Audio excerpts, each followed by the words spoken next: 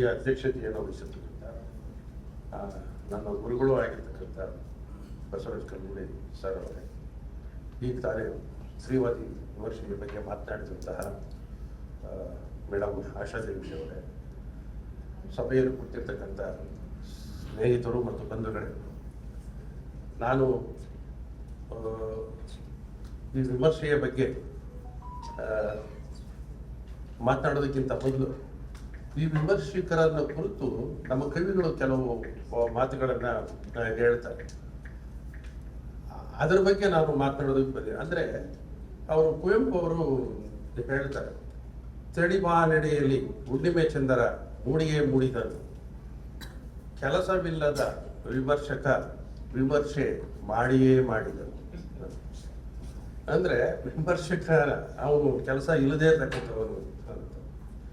ಇನ್ನೊಂದು ಬೇಂದ್ರೆಯವರು ಹೇಳ್ತಾರೆ, ಕಾವ್ಯವೆಂದರೆ ಅಮೃತಕ್ಕೆ ಹಾರುವ ಗರುಡ, ಆದರೆ ವಿಮರ್ಶೆ ಅಥವಾ ವಿಮರ್ಶಕ ಹಾವಿನಂತೆ ಹೊಟ್ಟೆ ಹೊಸೆಯುವ ಜಂತು. ಅವರು ಆ ರೀತಿಯನ್ನು ಹೇಳ್ತಾರೆ. ಇನ್ನು ಕೆಲವರು ಪುಸ್ತಕಗಳನ್ನು ಓದುವ ಕತ್ತೆಗಳು ಅಂತ ಹೇಳಿದ್ದಾರೆ. ಇನ್ನು ಕೆಲವರು ನಾಯಿಗಳಿಗೂ ಹೋಲಿಸಿದ್ದಾರೆ. ಆನಕ್ರು ಅಂತವರು ಶನಿ ಅವರು ಅಂತಲೂ ಹೇಳಿದ್ದಾರೆ. ಈ ರೀತಿ ಒಂದು ರೀತಿಯಲ್ಲಿ ವಿಮರ್ಶಕ ಎಲ್ರಿಗೂ ಬೇಡವಾದವನು ಅಥವಾ ಬೇಡದೇ ಇರ್ತಕ್ಕಂಥ ಕೆಲಸವೂ ಹೌದು. ಆದರೆ ಅದು ಅನಿವಾರ್ಯವಾಗಿ ಬೇಕೇ ಬೇಕಾಗಿರ್ತಕ್ಕಂಥ ಕೆಲಸ ಸಾಂಸ್ಕೃತಿಕ ಲೋಕದಲ್ಲಿ.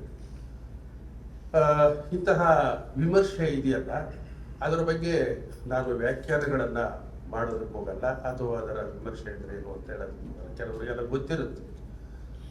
ಆದರೆ ವಿಮರ್ಶೆ ಅಂತ ಅನ್ನೋದು ಕನ್ನಡದಲ್ಲಿ ಹೇಗೆ ಹುಟ್ಟುಕೊಳ್ಳೋದು ಅಂತ, ಯಾವಾಗ ಹುಟ್ಟುಕೊಳ್ಳೋದು ಅಂತ 19ನೇ ಶತಮಾನದಲ್ಲಿ ನಮ್ಮ ಮಿಷನರಿಗಳು ಬಂದು ಅವರು ಕೆಲವು ಕನ್ನಡ ಟೆಕ್ಸ್ಟ್ ಬುಕ್ಗಳು ಮಾಡ್ತಾ ಇದ್ರು. ಅದರ ಜೊತೆಯಲ್ಲಿ ನಮ್ಮವರು ಅದಕ್ಕೆ ಸೇರಿಕೊಂಡ್ರು. ಅದರ ಜೊತೆಯಲ್ಲಿ ಕೆಲವು ಪುಸ್ತಕಗಳನ್ನು ಸಂಪಾದನೆ ಮಾಡಿದ್ರು.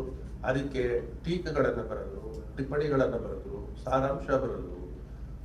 ಈ ರೀತಿ ಬರೆದ್ರಲ್ಲ, ಆ ರೀತಿಯಲ್ಲೇ ಅದು ಬರ್ತಾ ಇತ್ತು. ಜೊತೆಯಲ್ಲಿ ಕೆಲವು ಪುಸ್ತಕಗಳನ್ನು ಪ್ರಿಂಟ್ ಮಾಡಿದ್ರು, ಅದಕ್ಕೆ ಪ್ರಸ್ತಾವನೆಗಳನ್ನು ಬರೆದ್ರು ನಮ್ಮ ಮಿಷನರಿಗಳು. ಅಲ್ಲಿಂದ ಆ ರೂಪದಲ್ಲಿ ಇತ್ತು. ಇದು ವಿಮರ್ಶಾ ರೂಪಕ್ಕೆ ಬಂದಿದ್ದು ಯಾವಾಗ ಅಂತಂತಂದ್ರೆ 1919ನೇ ಇಸ್ವಿಯಲ್ಲಿ ಪ್ರಬುದ್ಧ ಕರ್ನಾಟಕ ಮೊದಲನೇ ಸಂಚಿಕೆಯಲ್ಲಿ ನಂಜನಗೂಡು ತಿರುಮಲಾಂಬ ಅವರ ಪೂರ್ಣಕಲಾ ಕಾದಂಬರಿಯನ್ನು ಕುರಿತು ಅದರಲ್ಲಿ ನೀತಿ ಹೇಗೆ ವ್ಯಕ್ತವಾಗಿದೆ ಅಂತ ವಿವರಿಸ್ತಾ ಸುಮಾರು 10 ಪುಟಗಳಷ್ಟು ವಿಮರ್ಶೆಯನ್ನ TS ವೆಂಕಣ್ಣಯ್ಯನವರು ಬರೀತಾರೆ.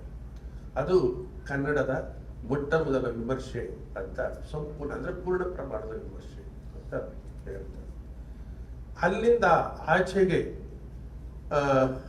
ವಿಮರ್ಶೆ ಬೆಳೀತಾ ಬಂದಿದೆ, ಅಗಾಧವಾದಂತಹ ವಿಮರ್ಶೆ ಬರ್ತಿದೆ. ನಾವು ಇಲ್ಲಿ ಬಹಳಷ್ಟು ಒಂದೊಂದು ಘಟ್ಟದಲ್ಲೇನೆ ಅಥವಾ ನಾವು ಏನು ನವೋದಯ, ನವ್ಯ, ಪ್ರಗತಿಶೀಲ ಅಂತ ಹೇಳ್ತೀವೋ ಆ ಘಟ್ಟಗಳಲ್ಲೇನೆ ನಾವು PhDಗಳನ್ನು ಬರೀಬಹುದು, ಥೀಸಿಸ್ಗಳನ್ನು ಬರೀಬಹುದು, ಸಂಶೋಧನೆಯನ್ನು ಮಾಡಬಹುದು. ನಮ್ಮ ಕಲ್ಲುಗುಡಿಯವರ ಶಿಷ್ಯರೊಬ್ಬರು ನವೋದಯ ವಿಮರ್ಶೆಯ ಬಗ್ಗೆನೇ ಒಂದು ಥೀಸಿಸ್ ಮಾಡಿದ್ದಾರೆ, ಅವರ ಮಾರ್ಗದರ್ಶಕರು. ಅಂದರೆ ಯಾಕೆ ಅಷ್ಟೆಲ್ಲ ವಿಮರ್ಶೆ ಇವತ್ತು ಬೆಳೆದಿದೆ ಅಂತ ಅನ್ನೋದಕ್ಕೆ ನಾನು ಹೇಳಿದೆ. ಈ ವಿಮರ್ಶೆಯಲ್ಲಿ ಹಲವಾರು ಪ್ರಕಾರಗಳು ಇವೆ, ಅದು ನಿಮಗೆ ಗೊತ್ತಿರ್ಬೋದು. ಈಗ ಕೃತಿ ಕೇಂದ್ರಿತ ವಿಮರ್ಶೆ ಅಥವಾ ಅಧ್ಯಯನ, ಸಮಾಜ ಕೇಂದ್ರಿತ ಅಧ್ಯಯನ. ಆ ಸಮಾಜ ಕೇಂದ್ರಿತ ಅಧ್ಯಯನದಲ್ಲಿ ಚಾರಿತ್ರಿಕ ವಿಮರ್ಶೆ, ಮಾರ್ಕ್ಸಿಸ್ಟ್ ವಿಮರ್ಶೆ, ಸ್ತ್ರೀನಿಷ್ಠ, ಈಗ ಮೇಡಮ್ ಅವರು ಮಾತನಾಡಿದಾರಲ್ಲ ಆ ವಿಮರ್ಶೆ, ಸಹೋದರ ಚಿಂತನೆಗಳು, ಇವೆಲ್ಲ ಆ ಸಮಾಜ ಕೇಂದ್ರಿತ ವಿಮರ್ಶೆಯಲ್ಲಿ ಬರ್ತವೆ. ಹಾಗೆ ಕರ್ತೃ ಕೇಂದ್ರಿತ, ವಾಚಕ ಕೇಂದ್ರಿತ, ಈ ರೀತಿ ನಮ್ಮಲ್ಲಿ ವಿಮರ್ಶೆಯ ವಿಭಾಗಗಳು ಇವೆ. ಈ 4 ವಿಭಾಗಗಳ ಅಡಿಯಲ್ಲಿ ಉಳಿದ ಬೇರೆ ಬೇರೆ ನಾವು ಏನು ಹೇಳ್ತೀವೋ ಬೇರೆ ಬೇರೆ ವಿಮರ್ಶೆಗಳು, ಈಗ ನಾನು ಹೇಳಿದ್ನಲ್ಲ ಹಾಗೆ ರೂಪನಿಷ್ಠ ವಿಮರ್ಶೆ, ಅರ್ಥ ವಿವರಣ ವಿಮರ್ಶೆ, ಪ್ರತೀಕ ವಿಮರ್ಶೆ, ಕಥನಶಾಸ್ತ್ರ, ರಾಚನಿಕ, ನಿರಚನ, ಈ ರೀತಿ ಬಹಳಷ್ಟು ವಿಮರ್ಶಾ ಪದ್ಧತಿಗಳು ನಮ್ಮಲ್ಲಿ ಇವೆ. ಈಗ ಇಷ್ಟು ವಿಮರ್ಶೆಗಳಲ್ಲಿ ಈಗ ನಾನು ಮೊದಲೇ ಹೇಳಿದೆ ನವೋದಯ ವಿಮರ್ಶೆ ಅಂದರೆ ಈ 4 ಘಟ್ಟಗಳು ಅಲ್ಲಿ ನಾವು ಅದನ್ನು ವಿವರಿಸಿಕೊಂಡು ಅಧ್ಯಯನಕ್ಕೆ ಒಳಪಡಿಸ್ತೀವಿ. 20ನೇ ಶತಮಾನದಲ್ಲಿ ಅಥವಾ ಈಗ 21ನೇ ಶತಮಾನ ಅದು ಈಗಲೂ ಮುಂದುವರಿಯುತ್ತದೆ. ಈಗ 20ನೇ ಶತಮಾನದಲ್ಲಿ 4 ಘಟ್ಟಗಳನ್ನು ನಾವು ಗುರುತಿಸಿಕೊಂಡು ಅಧ್ಯಯನ ಮಾಡ್ತೀವಿ. ಅಂದರೆ ಈ ಶತಮಾನದ ಆರಂಭದಿಂದ ಅಂದರೆ 1919ರಿಂದ 1930ರವರೆಗೆ ಒಂದು ಘಟ್ಟ, ಅದನ್ನು ನಾವು ನವೋದಯ ಕಾಲ ಅಂತ ಹೇಳಿ ಕರಿತೇವೆ. 1940-50ರ ಮಧ್ಯೆ ಇರ್ತಕ್ಕಂಥ ಕಾಲವನ್ನು ನಾವು ಪ್ರಗತಿಶೀಲ ಕಾಲ ಅಂತೇಳಿ ಕರಿತೇವೆ. 1950ರಿಂದ 79 ಅಥವಾ 70 ಅಲ್ಲಿವರೆಗೂ ನಾವು ನವ್ಯ ಕಾಲ ಅಂತ ಹೇಳಿ ಕರಿತೇವೆ ಅಥವಾ ನವ್ಯದ ಘಟ್ಟ ಅಂತ ಹೇಳಿ ಕರಿತೇವೆ. 1970 ಅಥವಾ 70ರಿಂದ ಆಚೆಗೆ 79 ಅಂತ ಇಟ್ಕೊಳ್ಳಿ. 79, 80ರಲ್ಲಿ ಬಂಡಾಯ ಸಾಹಿತ್ಯ ಸಂಘಟನೆ ಬಿಟ್ಕೊಳ್ತು. ಅಲ್ಲಿವರೆಗೂ ಈ ನವ್ಯನೇ ಬಂತು, ನವ್ಯೋತ್ತರ ಅಂತ ನಾವು ಕರೀತೀವಿ. 79ರ ನಂತರ ಈ ನವ್ಯೋತ್ತರ ವಿಮರ್ಶೆಯಲ್ಲಿ ಯಾರ್ಯಾರು ಬರೀತಾ ಇದ್ರು ಅಥವಾ ನವ್ಯ ವಿಮರ್ಶೆಯಲ್ಲಿ ಯಾರ್ಯಾರು ಬರೀತಾ ಇದ್ರು ಅವರು ಕೂಡ ಈಗಲೂ ವಿಮರ್ಶೆಯನ್ನ ಬರೀತಾ ಇದ್ದಾರೆ. ನಮ್ಮ ಗುರುಗಳು ನವ್ಯ ವಿಮರ್ಶೆ ಬಹಳ ಉತ್ಕರ್ಷ ಸ್ಥಿತಿಯಲ್ಲಿದ್ದಾಗ ಬರೆಯೋದಕ್ಕೆ ಅವರು ಪ್ರಾರಂಭ ಮಾಡಿದ್ರು. ಈಗಲೂ ಅವರು ಬರೀತಾ ಇದ್ದಾರೆ. ಇವರನ್ನ ನಾವು 21ನೇ ಶತಮಾನಕ್ಕೆ ತೆಗೆದುಕೊಳ್ಳಬೇಕಾಗತ್ತೆ. ಇರಲಿ, ಅದನ್ನು ನಾನು ಮುಂದೆ ಬರ್ತೇನೆ. ಈ ಯುಗದಲ್ಲಿ ಏನು ಮೊದಲನೇದು ಅಂತಂದ್ರೆ, ಈಗ ನವೋದಯ ಕಾವ್ಯದ ಅಥವಾ ಸಾಹಿತ್ಯದ ಏನು ಲಕ್ಷಣಗಳಿದ್ದುವೋ ಆ ಲಕ್ಷಣಗಳ ಜೊತೆಗೆ ಇವರು ಮಾಡಿದ್ದೇನು ಅಂತಂದ್ರೆ ಕನ್ನಡ ಸಂಸ್ಕೃತಿಯನ್ನ ಕಟ್ಟುವಂತ ಕೆಲಸವನ್ನ ನವೋದಯದವರು ಮಾಡಿದ್ರು. ಇದರ ಜೊತೆಯಲ್ಲಿ ಅದು ರಾಷ್ಟ್ರೀಯತೆಯನ್ನ ಕಾವ್ಯದಲ್ಲೂ ತರ್ತಾ ಇದ್ರು. ಹಾಗೇನೆ ಸಾಹಿತ್ಯ ವಿಮರ್ಶೆಯಲ್ಲೂ ಕೂಡ ಈ ರಾಷ್ಟ್ರೀಯತೆಯನ್ನ ತರೋದಕ್ಕೆ ಪ್ರಯತ್ನ ಪಟ್ಟರು ಅಥವಾ ರಾಷ್ಟ್ರೀಯತಾವಾದವನ್ನ ಚರ್ಚೆಗೆ ತಂದ್ರು, ಅದನ್ನ ಬಳಸ್ಕೊಂಡ್ರು. ಅದೊಂದು ಪರಿಕಲ್ಪನೆ. ಅದಾದ ಮೇಲೆ ಆದರ್ಶ, ಈ ಆದರ್ಶಗಳು ಇದೆಯಲ್ಲ, ಆದರ್ಶ ಅಥವಾ ಮೌಲ್ಯಗಳು, ಆದರ್ಶ, ಆ ಆದರ್ಶವನ್ನ ಅದರಲ್ಲಿ ತರೋದಕ್ಕೆ, ವಿಮರ್ಶೆಯಲ್ಲಿ ತರೋದಕ್ಕೆ ನೋಡಿದ್ರು. ನಿಸರ್ಗದ ಬಗ್ಗೆ ಚರ್ಚೆ ಆಗಿದೆ. ಅಲ್ಲಿ ನಮ್ಮ ಹಳೆಯ ಕಾವ್ಯಗಳಲ್ಲಿ ಪ್ರಕೃತಿ ವರ್ಣನೆ, ಪ್ರಕೃತಿಯ ಬಗ್ಗೆ ಒಂದಷ್ಟು ಲೇಖನಗಳು ಆಗ ಬಂದಿತ್ತು. ಇದಾದ ಮೇಲೆ ಅಭಿರುಚಿ, ಉತ್ತಮವಾಗಿರ್ತಕ್ಕಂಥ ಅಭಿರುಚಿ ನಿರ್ಮಾಣ, ಸ್ವಾತಂತ್ರ್ಯ ಪ್ರಿಯತೆ, ಮಾನವತಾವಾದ, ಈ ಇತ್ಯಾದಿಗಳೆಲ್ಲನೂ ಆ ಇತ್ಯಾದಿಗಳ ಅಡಿಯಲ್ಲಿ ಅವರು ವಿಮರ್ಶೆಯನ್ನ ಮಾಡ್ತಾರೆ. ಇದರಲ್ಲಿ ಮಾಡಿದಂಥವರು ಈ ವಿಮರ್ಶೆಯನ್ನ ನವೋದಯದ ಸಂದರ್ಭದಲ್ಲಿ ಮಾಡಿದವರು ಬಹಳಷ್ಟು ಜನ ಇದ್ದಾರೆ. R Narasimhacharya, PM Shri, AR ಕೃಷ್ಣಶಾಸ್ತ್ರಿಗಳು, TS Venkannaiah, Masti, DVG, Kuvempu, Bendre, ಎಸ್ವಿರಂಗಣ್ಣ, VC, ಚಿನ್ನಂಶ್ರೀ, ಇವರು ಈ ಪರಿಕಲ್ಪನೆಗಳ ಅಡಿಯಲ್ಲಿ ಹೆಚ್ಚು ಕೆಲಸವನ್ನ ಮಾಡಿದ್ದಾರೆ, ಲೇಖನಗಳನ್ನು ಬರೆದಿದ್ದಾರೆ. ಇದರಲ್ಲಿ ವಿಶೇಷವಾಗಿ ಚರ್ಚೆ ಮಾಡಬೇಕಾಗಿರ್ತಕ್ಕಂಥವರು TS ವೆಂಕಣ್ಣಯ್ಯನವರು, ಅದರಾದ ನಂತರ ಬೇಂದ್ರೆಯವರು, ಕುವೆಂಪು ಅವರು, ಅನಂತರ ಕೂತಿನಾರ್. ಇದರ ಜೊತೆಗೆ ನಾವು ಮಾಸ್ತಿಯನ್ನು ಸೇರಿಸ್ಕೊಳ್ಬಹುದು. ಮಾಸ್ತಿಯನ್ನು ಯಾಕೆ ಸೇರಿಸ್ಕೊಳ್ಬೇಕು ಅಂತಂದ್ರೆ, ಅವರು 1926ನೇ ಇಸ್ವಿಯಲ್ಲಿ ಅವರು ವಿಮರ್ಶೆಯ ಕಾರ್ಯ ಅಂತನ್ನುವ ಒಂದು ಲೇಖನವನ್ನು ಬರೀತಾರೆ. ಸಾಕಷ್ಟು ದೊಡ್ಡದಾಗಿರ್ತಕ್ಕಂಥ ಲೇಖನ. ಆ ವಿಮರ್ಶೆಯ ಕಾರ್ಯದಲ್ಲಿ ಅವರು ಬಹಳಷ್ಟು ವಿಚಾರಗಳನ್ನ ಚರ್ಚೆ ಮಾಡ್ತಾರೆ. ನಾವು ವಿಮರ್ಶೆಯನ್ನ ಹೇಗೆ ಬರಿಬೇಕು ಅಂತ ಅವರು ಹೇಳ್ತಾ ಅವರು ಸಾಂಸ್ಕೃತಿಕ ವಿಮರ್ಶೆಯ ನಾವು ಏನ್ ಮಾಡ್ತಾ ಇದ್ದೀವೋ ಅದಕ್ಕೆ ಅವರು ತಂದು ಇಟ್ಬಿಡ್ತಾರೆ. ಅಂದ್ರೆ ಇಲ್ಲಿಗೆ, ಅಂದ್ರೆ ಮುನ್ನೋಟ ಅಂತ ನಾವು ಅದನ್ನು ಕರೀತೀವಿ. ಆ ಮುಂಗಾಡಿಕೆ ಏನು ಅಂತಂತಂದ್ರೆ, ರಾಷ್ಟ್ರ ನಿರ್ಮಾಣದಲ್ಲಿ ನಾವು ವಿಮರ್ಶೆ ಮಹತ್ತರ ಪಾತ್ರ ವಹಿಸುವಂತೆ ನೋಡ್ಕೊಳ್ಬೇಕು. ರಾಷ್ಟ್ರ ನಿರ್ಮಾಣ ಅದು ಅವರಿಗೆ ಬಹಳ ಮುಖ್ಯ ಆಗಿಬಿಡುತ್ತೆ. ಆ ರಾಷ್ಟ್ರ ನಿರ್ಮಾಣ ಆಗ್ಬೇಕಾದ್ರೆ ನಾವು ಸಾಹಿತ್ಯ ವಿಮರ್ಶೆಯನ್ನ ಆ ದಿಕ್ಕಿನಲ್ಲೇನೆ ಬರೆಯೋದಕ್ಕೆ ಹೋಗ್ಬೇಕು. ಅಂದ್ರೆ ಅದು ಅವರು ಹೇಳ್ತಕ್ಕಂಥದ್ದು ಅಂದರೆ ಈ ಭಾಷೆ, ಸಂಸ್ಕೃತಿ ಇದೆಲ್ಲ ಅವರ ಮಾತುಗಳಲ್ಲಿ ಸೇರ್ಕೊಡ್ತಾರೆ. ನಾನು ಇಲ್ಲಿ ಬರೆದಿದ್ದೀನಿ, ಆದರೆ ನಾನು ಅದನ್ನು ಹೇಳೋದಕ್ಕೆ ಅವರು ಹೇಳಿರೋದನ್ನು ಹೇಳೋದಕ್ಕೆ ಹೋಗ್ತಾ ಇಲ್ಲ. ಅದರ ಒಟ್ಟು ರಾಷ್ಟ್ರ ನಿರ್ಮಾಣದ ಕೆಲಸವನ್ನು ಅವರು ಮಾಡಬೇಕು ಅಂತ ಆ ಲೇಖನದಲ್ಲಿ ಹೇಳ್ತಾರೆ. ಈ ರೀತಿ ಹೇಳಿದಂತಹ ಮಾಸ್ತಿಯವರು ಹಲವಾರು ಜನಕ್ಕೆ ಮುನ್ನುಡಿಗಳನ್ನು ಬರೀತಾರೆ. ಆ ಮುನ್ನುಡಿಗಳಲ್ಲಿ ಇದೆಲ್ಲವೂ ಕೂಡ ಈ ರಾಷ್ಟ್ರ ನಿರ್ಮಾಣಕ್ಕೆ ಅಗತ್ಯವಾಗಿರ್ತಕ್ಕಂಥ ಸಾಂಸ್ಕೃತಿಕ ಪರಿಸರವನ್ನು ನಿರ್ಮಾಣ ಮಾಡೋದಕ್ಕೆ ಅವರು ಪ್ರಯತ್ನವನ್ನ ಮಾಡಿದ್ದಾರೆ. ಅದು ಬಹಳ ಮುಖ್ಯವಾಗಿರ್ತಕ್ಕಂಥದ್ದು. ಅದಾದ ನಂತರ ಕುವೆಂಪು, ಬೇಂದ್ರೆ, ಜೊತೆಯಲ್ಲಿ ಪುತಿನವರು ಅವರು ಕೂಡ ಬಹಳಷ್ಟು ಕೆಲಸ ಮಾಡಿದ್ದಾರೆ. ಅದು ನಿಮಗೆ ಗೊತ್ತಿದೆ. ನಾನು ಇಲ್ಲಿ 21 ಶತಮಾನಕ್ಕೆ ಬರಬೇಕಾಗಿರೋದ್ರಿಂದ ನಾನು ಅಷ್ಟು ಸೂಚ್ಯವಾಗಿ ಹೇಳಿ ಮುಂದಕ್ಕೆ ಹೋಗ್ತೀನಿ.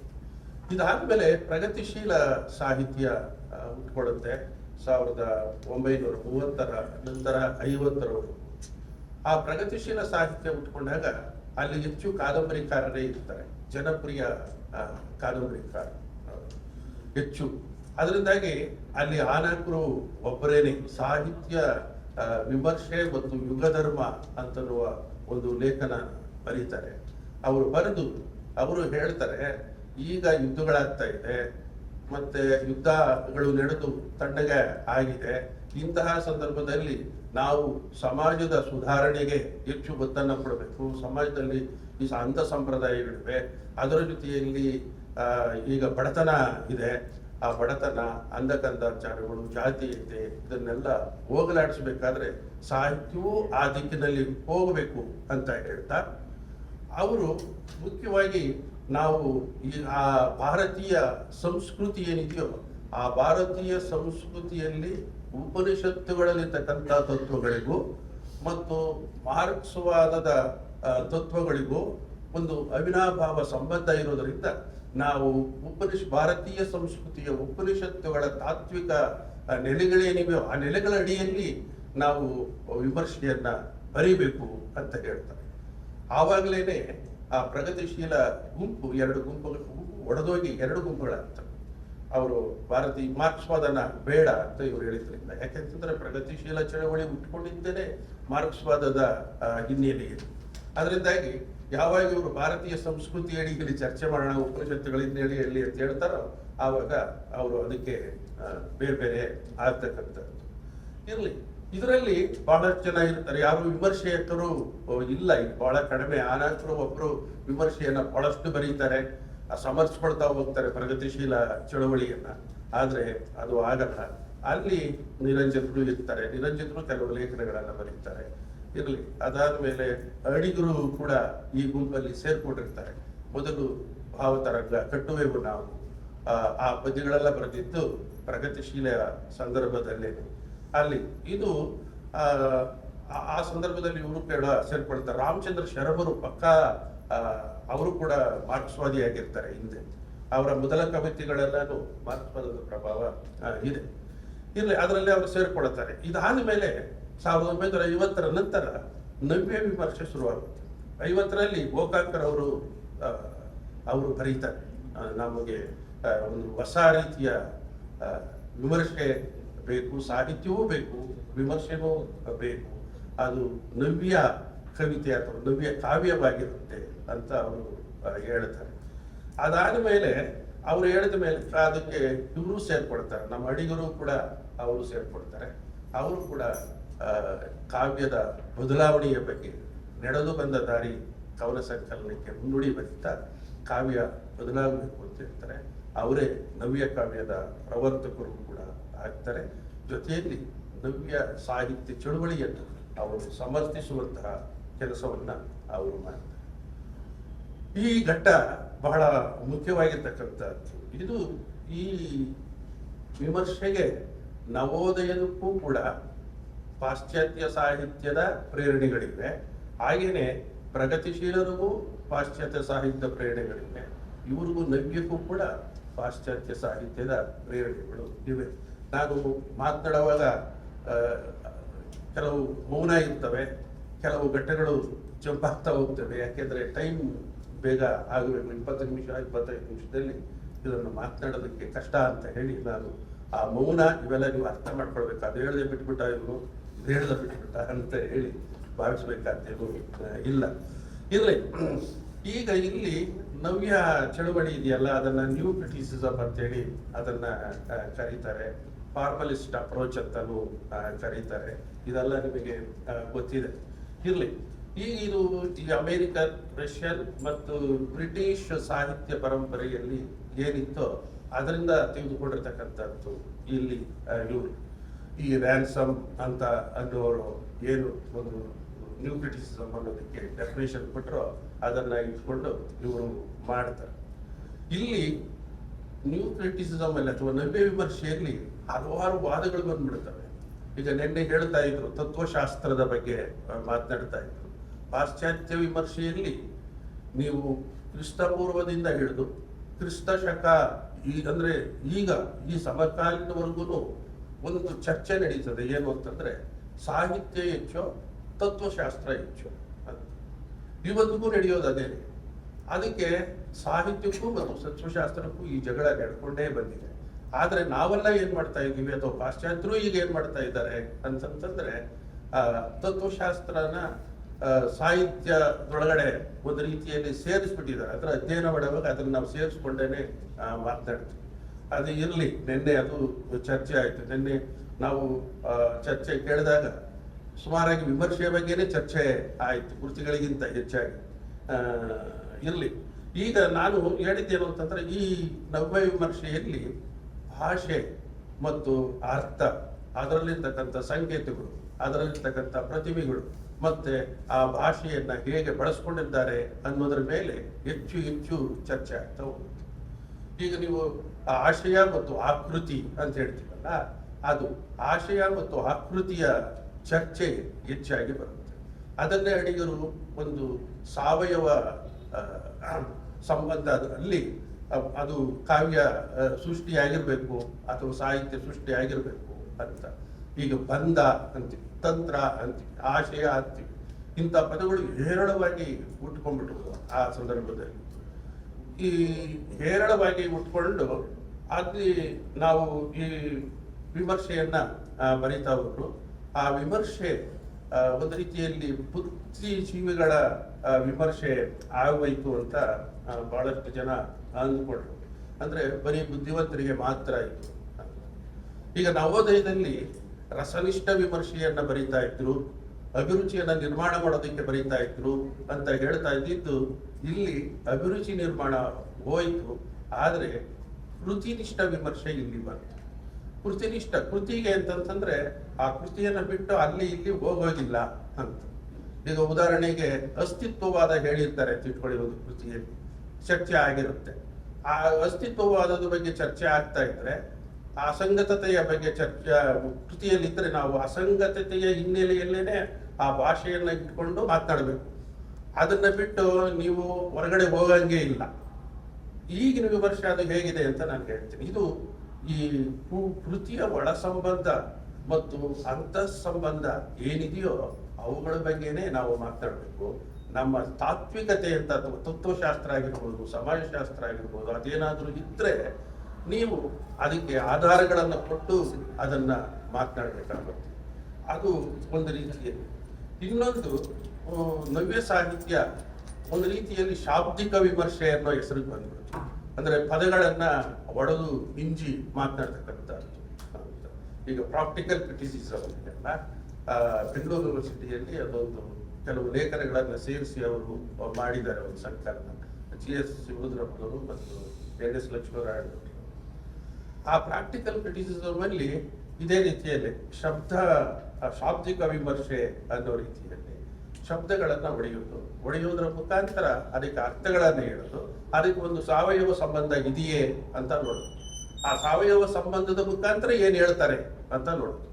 ಇದು ಬಹಳ ಮುಖ್ಯವಾಗಿರ್ತಕ್ಕಂಥದ್ದು. ಇವತ್ತು ನಾವು ಆ ಸಾವಯವ ಸಂಬಂಧವನ್ನ ಬಿಟ್ಬಿಟ್ಟಿದ್ದೀವಿ. ಅಂದ್ರೆ ಕೃತಿ ಒಂದು ಆರ್ಗ್ಯಾನಿಕ್ ಸ್ಟ್ರಕ್ಚರ್ ಆಗಿರೋದ್ರಿಂದ ನೀವು ಆ ಆರ್ಗ್ಯಾನಿಕ್ ಸ್ಟ್ರಕ್ಚರ್ ಅನ್ನ ಬಿಟ್ಟು ನೀವು ಹೋಗ್ಬಿಡುದು ಅಂತ ಅನ್ನೋದು ಅವರು ಇದು ಅದೊಂದು ಜೀವಂತವಾಗಿರ್ತಕ್ಕಂಥ ಬಂಧ. ಅದಕ್ಕಾಗಿ ನಾವು ಅದ್ರ ಕಡೆ ಗಮನ ಕೊಡಬೇಕು ಅಂತ ನವ್ಯದವರು ಅದನ್ನ ಮಾಡ್ತಾರೆ. ಇದರ ಜೊತೆಯಲ್ಲಿ ಅಲ್ಲಿ ಹೇಗೆ ವಿಮರ್ಶೆಯಲ್ಲಿ ನವ ಸಾಹಿತ್ಯದ ಲಕ್ಷಣಗಳಿದ್ವೋ ಅದರಂತೆಯೇ ವಿಮರ್ಶೆ ಕೂಡ ಇರ್ತದೆ. ಯಾಕಂದ್ರೆ ಕೃತಿ ಬಿಟ್ಟು ನಾವು ಹೊರಗಡೆ ಹೋಗೋದಿಲ್ಲ.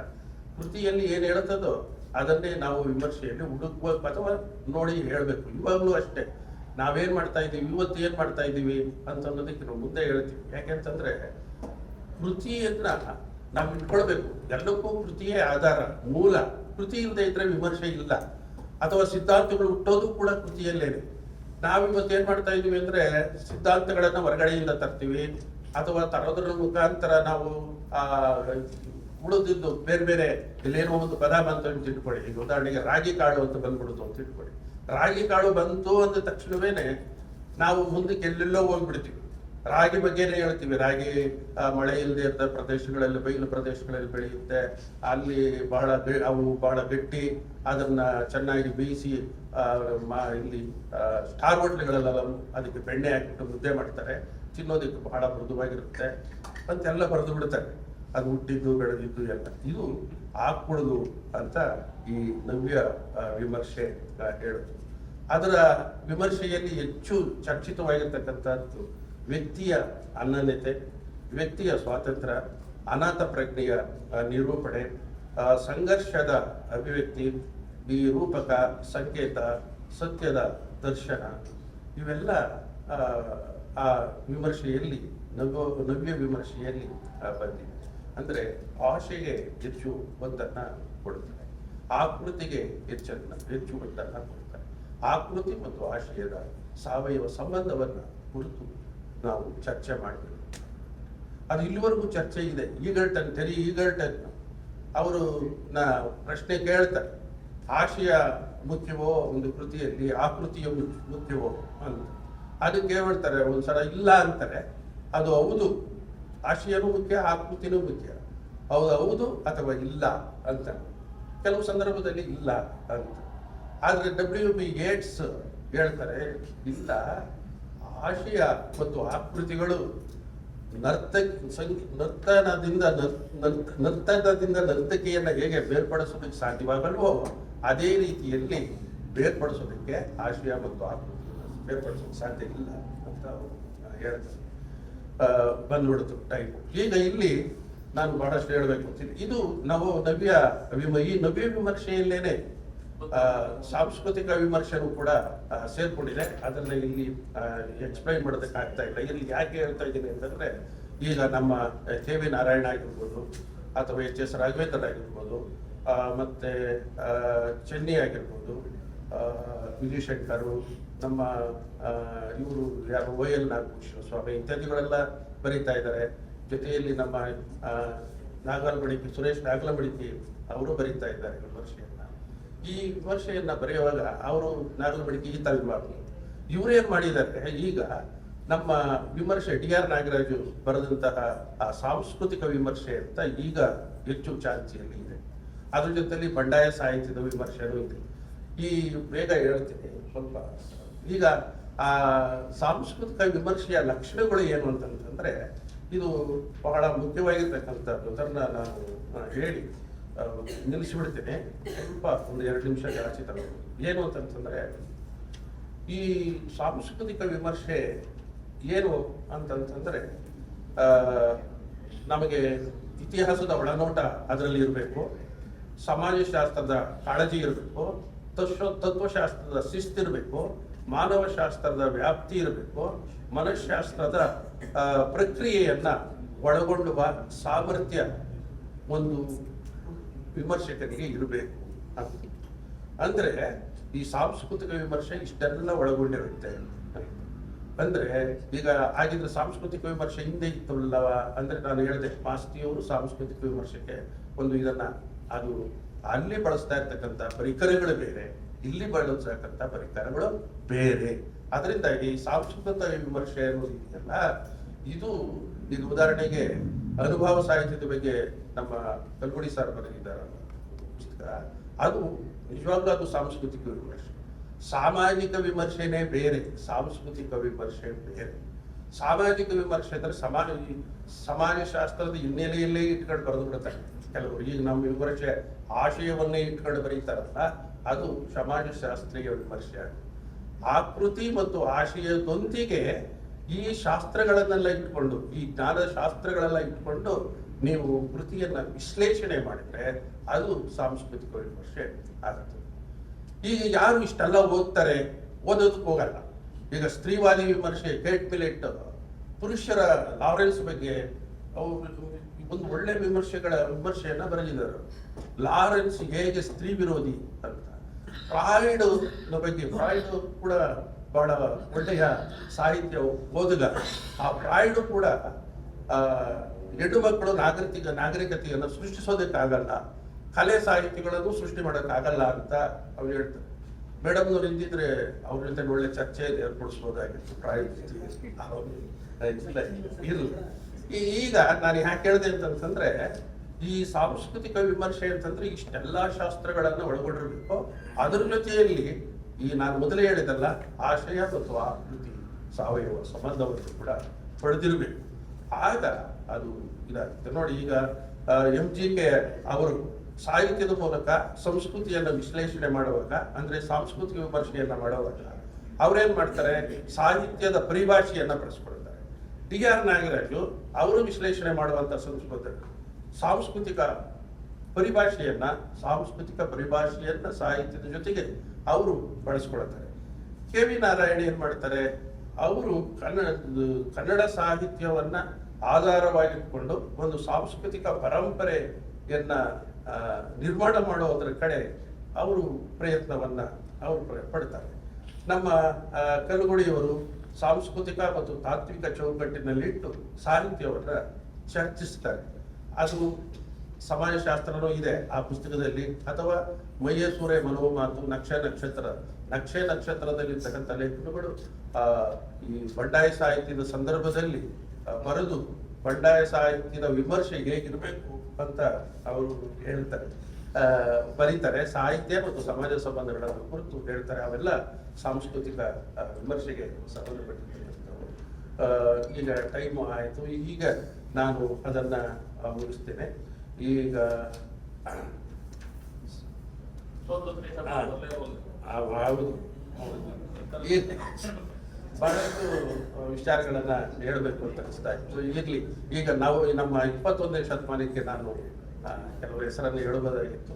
ಈಗ ಇವರು ನಾಗಲಮಡಿಕೆ ಅವರು ಹಾಡು ಕಲಿಸಿದ ಹರ ಅನ್ನುವ ಒಂದು ಪುಸ್ತಕನ ಬರೆದಿದ್ದಾರೆ.